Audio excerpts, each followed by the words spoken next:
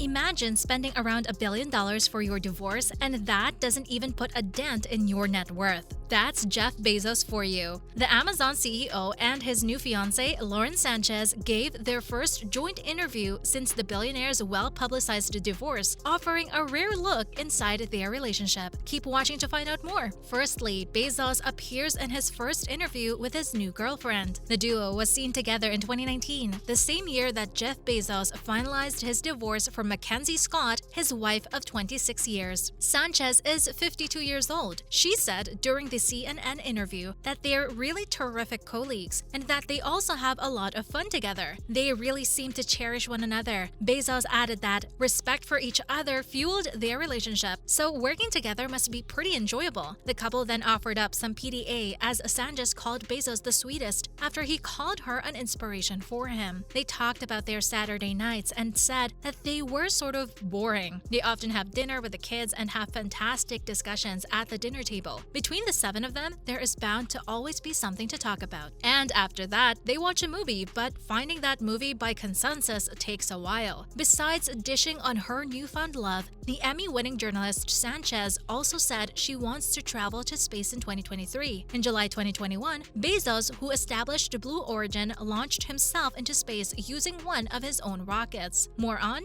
the influence Sanchez has on Bezos. The interesting part was that Patrick Whitesell, a family friend, Hollywood agent, and Sanchez's former husband was the one who introduced her to Bezos. Yep, and when the two attended Wimbledon together in July 2019, they made their relationship public for the first time. They were spotted vacationing at St. Bart's that same year. Bezos discussed his intentions to donate the majority of his money while still alive during the conversation. He said that it wasn't easy to build Amazon at all, and he understood the everyday struggle for Americans. It required a lot of hard effort and a group of very intelligent and dedicated people. Bezos found that charity and philanthropy are quite similar. There are so many ways to screw up. Therefore, careful consideration is required, as well as the presence of outstanding team members. Finally, Bezos invests $123 million to fight poverty. The founder of Amazon disclosed that he gave $123 million through his Day One fund to combat homelessness in the country.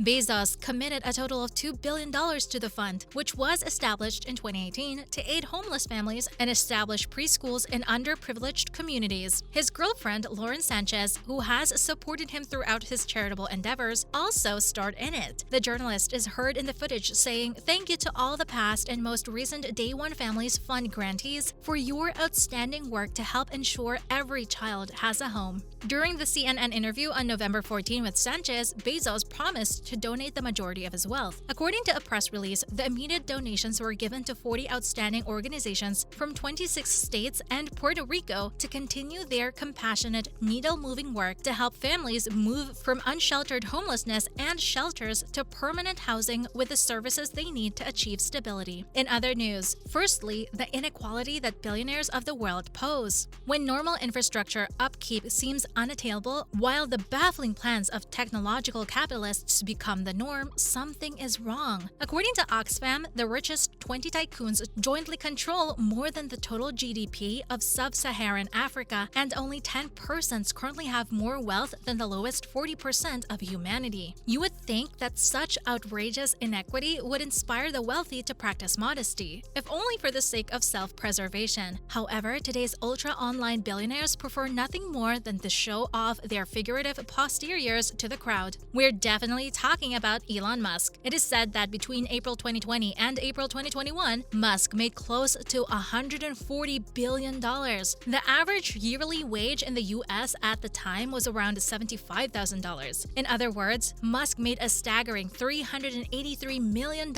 every single day, 1.86 million times more than the ordinary American. What kind of morality could allow for such a difference? Did Musk put in 1.86 million times as much effort as the average person? Maybe he was 1.86 million times smarter than us. Probably not. Following that, Musk's terrible management skills. After acquiring a social media platform seemingly out of the blue, Musk started managing Twitter through Twitter, a method that revealed his very David Brent management style tweet by tweet. He uploaded a video of him bringing a sink into Twitter's headquarters. He let go of hundreds of workers before asking some of them to return as the site's operation collapsed. The remaining employees were directed to print and then shred the written code, which he insisted they do. Even while he praised Twitter as a news source, he tweeted and later deleted a link to a conspiracy theory regarding the attack on Paul Pelosi. Most notably, he made money off blue tick certification, a rule that sparked a flood of authentic parodies. Free insulin was promised by a fake Eli Lilly account, which caused the pharmaceutical company's real-world stock to crash. Coke is superior, Pepsi tweeted. I miss you, a blue-ticked George W. Bush, and I miss killing Iraqis. From an official Nintendo account, Mario gave the thumbs down, and it was confirmed Mr. Bean had asked fans to exercise his cunnilingus skills. Staff members at Twitter quit in large numbers on Thursday, rejecting Musk's request that they adopt a very tough stance. There was growing talk that the entire platform may crumble. Next, Zuckerberg following in Musk's footsteps. Mark Zuckerberg put on a comparable performance of focused incompetence over at Meta. The Zuck used to make an incredible $28,538 each minute. Business Insider estimates that the founder of Facebook could have given $100 to each individual still alive in the US at that time and still retained more than half of his wealth. Perhaps Zuckerberg's preoccupation with the metaverse's virtual reality world can be understood by the great gap between him and the rest of the species. His enthusiasm during a recent presentation of Meta's new avatar's legs gave the impression that the blue fairy had finally fulfilled her promise to him that he would someday grow up to be a real human boy. Unsurprisingly, the majority of regular people do not want to work in the metaverse. Imagine a three-dimensional, never-ending Zoom meeting performed in a dizzying headset. And as a result, Meta's stock falls the more money that Mark Zuckerberg pours into virtual reality. Its market value has fallen by an astounding $700 billion,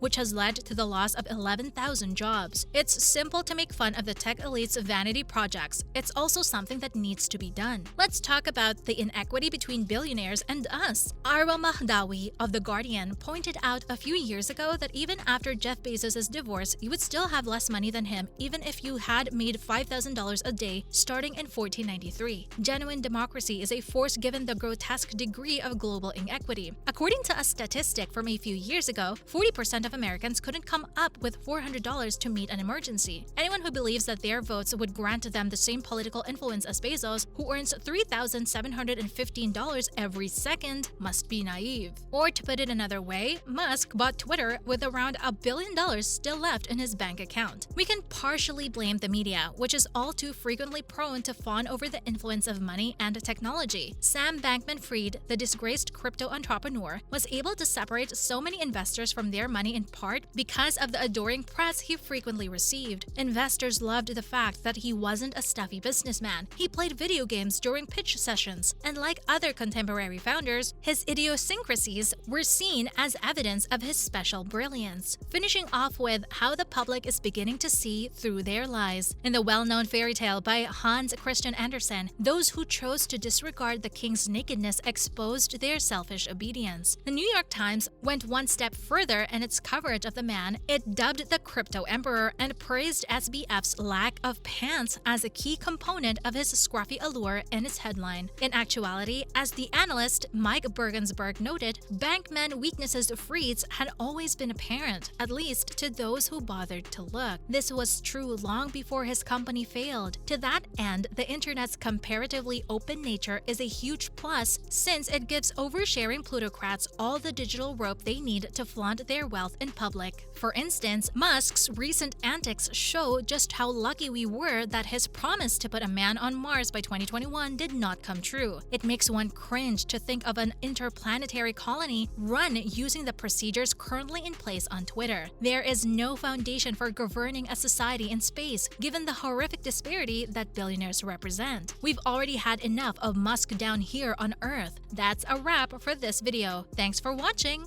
What did you think of Jeff Bezos' new girlfriend, and how successful will their relationship be? Who's your favorite to win this season? Let us know in the comments below. Make sure to give this video a thumbs up and subscribe to our channel for more videos like this. See you in the next one.